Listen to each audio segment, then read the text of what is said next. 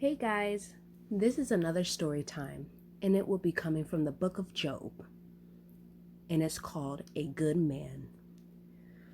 Job lived in the days of Abraham. He was wealthy but was not boastful or selfish. He worshiped God and obeyed all his laws, and God was pleased with him. One day Satan said, "It's easy for Job to be good when things are going so well.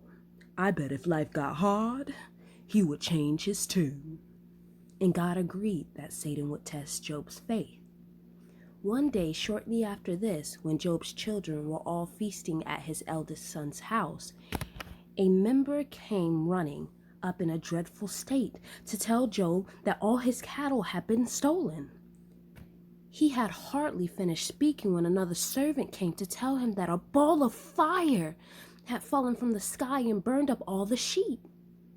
But the worst was yet to come, for now another servant came to tell Job that all his children had been killed when a mighty wind from the desert had struck his son's house, and it had collapsed, killing all inside. Job tore his hair and clothes and sank to the ground in sorrow, but he said, "Everything I have was given to me by God.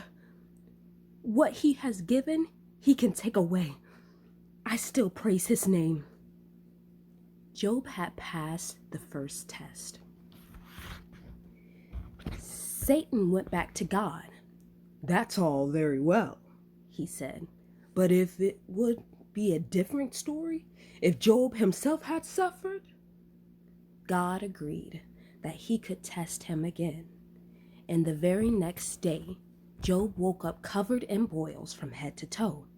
They stung and itched so much that all he could do was sit in a corner with a broken piece of pottery and use it to scrape his skin. When his wife asked why he wasn't cursing God, Job replied, "If we take all good things God sends, then we should take the bad things too." Job's friends came to see him.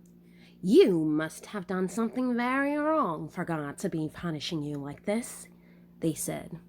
"Tell him you're sorry and ask for forgiveness." They were trying to help, but they only made it worse. Job knew he hadn't done anything wrong, but their words troubled him. At last, he broke out in a frustration.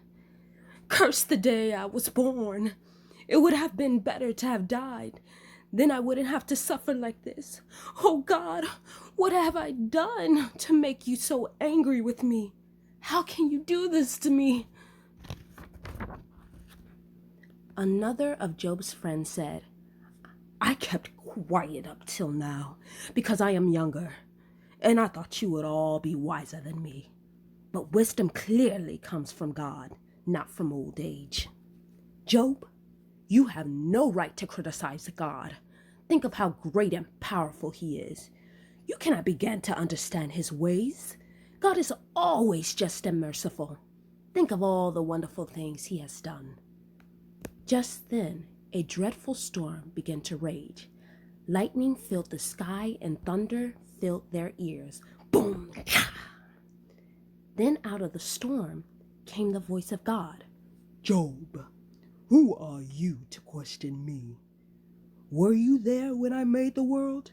Can you command the days to dawn or the rain to fall on the land? How can you dare to question my wisdom?" Then Job was ashamed. "Oh Lord," he said, "I am foolish and ignorant. Please forgive me." God was pleased with Job.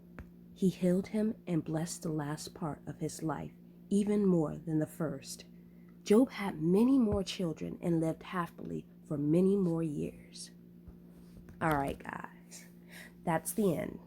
And I'm going to give you some questions to see if you were listening. All right, are you ready? Who allowed Satan to test Job's faith? That's right, it was God. What was Job covered in from head to toe? Yeah, it was broils.